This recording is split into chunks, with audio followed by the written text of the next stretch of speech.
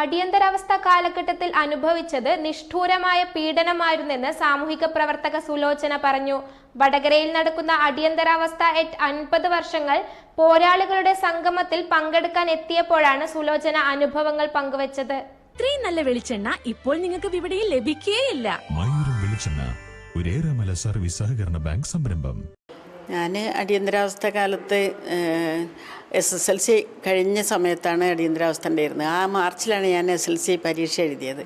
അപ്പോൾ അതിനു മുൻപ് കുറച്ച് നാടകങ്ങളിലൊക്കെ ഇവിടെ കുറച്ച് ആളുകൾ വയനാട്ടിലുണ്ടായിരുന്നു. നമ്മളെ ദാമോദരൻ മാഷ്, സിവിക് ചന്ദ്രൻ, മുരളീധരൻ, എടക്കാട് മുരളീധരൻ സാറ് എല്ലാവരും. അപ്പോൾ അവരൊക്കെ അന്നത്തെ സമകാലീന വിഷയമായി ബന്ധപ്പെട്ട് വയനാട്ടിലെ അടിമത്വം, അതുപോലെ അവിടുത്തെ ദാരിദ്ര്യം, അടിസ്ഥാന വർഗത്തിൻ്റെ ബുദ്ധിമുട്ടുകൾ, അങ്ങനെയൊക്കെ ഉള്ള ഒരു കാലഘട്ടമായിരുന്നു. അപ്പോൾ അന്ന് അത്തരം തീമുകളുള്ള നാടകങ്ങളൊക്കെ ആയിരുന്നു ഇവരൊക്കെ ഉണ്ടാക്കിയിരുന്നത്.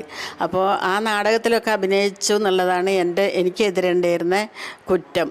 അപ്പോൾ അങ്ങനെയാണ് അടിയന്തരാവസ്ഥ വന്ന് അറസ്റ്റ് ചെയ്ത് ബത്തേരി പോലീസ് സ്റ്റേഷനിലേക്ക് കൊണ്ടുപോയി 3 ദിവസം അവിടെ വെച്ചു. അത് കഴിഞ്ഞ് 29 ദിവസം കോഴിക്കോട് അന്നത്തെ വനിതാ പോലീസ് സ്റ്റേഷനിൽ അവിടെ നിന്നു. അപ്പോൾ അവിടുന്ന് ആണ് എന്താണ് കുറ്റം എന്നുള്ളത് തന്നെ ഞാൻ അറിയുന്നത്. അതുവരെ എനിക്കും അറിയില്ല എന്തിനാ കൊണ്ടുപോയെന്നൊക്കെ.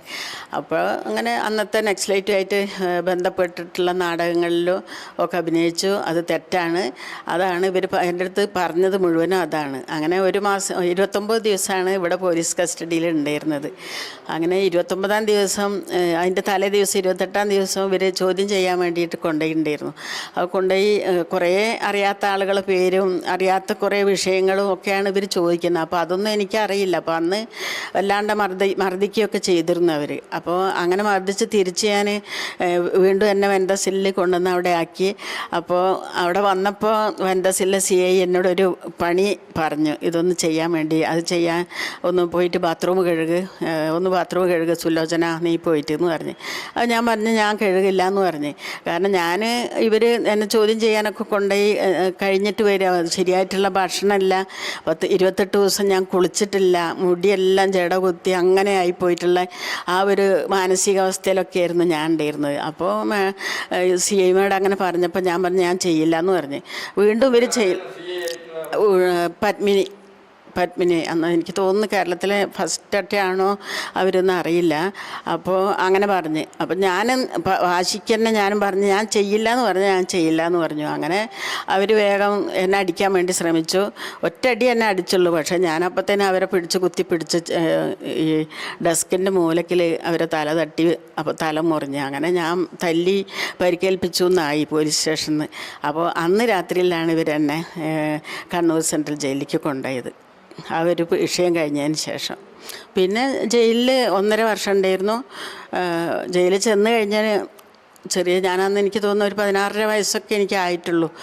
അപ്പോൾ ജയിലിൽ ചെന്നപ്പോൾ അവിടെ അജിയേച്ചിൻ്റെ അമ്മ ഉണ്ടായിരുന്നു, മന്ദാകിനി നാരായണൻ. അപ്പോൾ അവരുമായിട്ട് അങ്ങനെ നല്ലൊരു ഫ്രണ്ട്ഷിപ്പും ഒക്കെ ആയി. കുറച്ച് ദിവസം കഴിഞ്ഞ് ഞാനൊന്ന് ശരിയായിട്ടുള്ളൊരു മാനസികാവസ്ഥയിലേക്കൊക്കെ വരാൻ, കാരണം അത്രയും ശാരീരികമായിട്ടും മാനസികമായിട്ടും ഒക്കെ തളർന്നിട്ടുള്ളൊരു ഇതായിരുന്നു. എന്തായാലും പിന്നീട് ആയിട്ടുള്ള ആ ഒരു സൗഹൃദമൊക്കെ നല്ലൊരു ഉന്മേഷമൊക്കെ എനിക്ക് തന്നതൊക്കെ ജയിലിൽ വെച്ചിട്ടാണ്.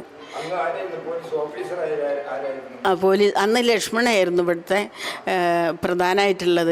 ലക്ഷ്മണ ഒരൊറ്റ ദിവസം മാത്രമാണ് വന്നിട്ട് മർദ്ദിച്ചത്. അത് പല കേസുകളെ പറ്റിയിട്ടും അതുപോലെ അവിടെ വയനാട്ടിലുള്ള ഏതെല്ലൊക്കെയോ ആളുകളെ ചോദിച്ചിട്ട്, പ്രത്യേകിച്ച് നമ്മളെ വേണുവിനെയൊക്കെയാണ് ചോദിച്ചത്. അപ്പോൾ മർദ്ദിച്ചിരുന്നു. വനിതാ പോലീസ് ഒരാൾ എന്തായാലും നമ്മളെ കൂടെ വരുന്നുണ്ട് എന്നും. അപ്പോൾ ഇവർ വേണമെന്ന് പറഞ്ഞാൽ ഞങ്ങൾക്ക് അറിയില്ലായിരുന്നു. ഞങ്ങൾ കുട്ടികൾ കുറച്ച് പേര് ഇവരൊക്കെ ക്ലാസ്സിലും അങ്ങനെയൊക്കെ പങ്കെടുത്തിട്ടൊക്കെ ഉണ്ട്. അപ്പോൾ വേണമെന്ന് പറയുന്നത് ഞങ്ങളുടെ അടുത്ത് സത്യമാഷ് എന്നാണ് എല്ലാവരും പറഞ്ഞത്. അപ്പോൾ ഞങ്ങൾ സത്യമാഷേ അറിയുള്ളൂ, സത്യമാഷ് വന്നിട്ടുണ്ട് ക്ലാസ്സിൽ നിന്നൊക്കെ ഞങ്ങളിങ്ങനെ പറഞ്ഞ്. അപ്പോഴാണ് ഫോട്ടോ കാണിച്ചപ്പോൾ ഇവരെ സത്യമാഷ് തന്നെയാണ് വേണമെന്ന് ഞങ്ങൾക്ക് അറിയുന്നത്. അപ്പോൾ ഞാൻ പറഞ്ഞ ഇവരെ ഞങ്ങൾ കണ്ടിട്ടുണ്ട്, ഞങ്ങൾക്ക് 1-2 പ്രാവശ്യം ക്ലാസ്സൊക്കെ എടുത്തിട്ടുണ്ട് അങ്ങനെ പറഞ്ഞ്.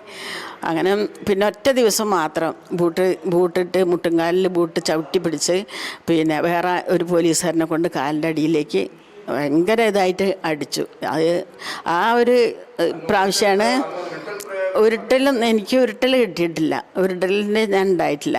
എന്നോട് അങ്ങനെ ചെയ്തിട്ടില്ല. മുട്ടുംകാലിൽ ബൂട്ടൊക്കെ വെച്ച് കാലിൻ്റെ അടിയിലേക്ക് മർദ്ദിക്കുക ചെയ്തത്.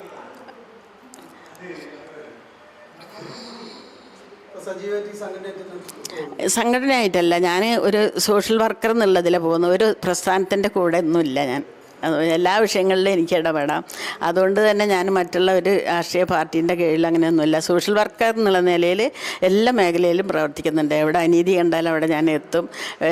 എത്ര ഒരു വിഷമമുള്ള ഒരാൾ അല്ലെങ്കിൽ ഒരു കുടുംബം വിളിച്ചാൽ അപ്പം ഞാൻ അവിടെ എത്തും. അവർക്ക് വേണ്ട സഹായങ്ങൾ ആ രീതിയിലൊക്കെ ചെയ്യുന്നത്.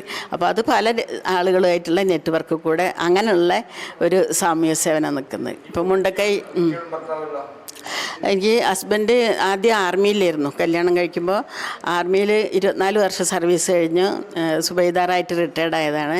അതിനുശേഷം വന്ന് കാനറ ബാങ്കിൽ ഓഫീസറായിട്ട് രണ്ടാമത് 16 വർഷം. മൂത്ത മോന് ആർമിയിൽ മേജറാണ്. ഇപ്പോൾ രണ്ടാമത്തെ മോന് IT മേഖലയിൽ ജോലി ചെയ്യുന്നു. രണ്ടാളും വിവാഹിതരാണ്. 5 പേരക്കുട്ടികളുണ്ട്.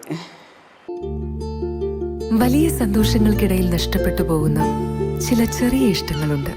ബാല്യത്തിൽ എപ്പോഴോ എന്നോടൊപ്പം നടന്ന് എനിക്കൊപ്പം വളർന്ന ചില ഇഷ്ടങ്ങൾ.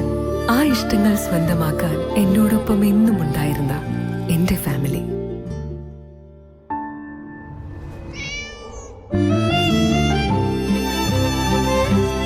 എന്റെ ഇഷ്ടങ്ങൾ എന്റെ ഫാമിലിക്ക് അറിയാം. Family wedding centre.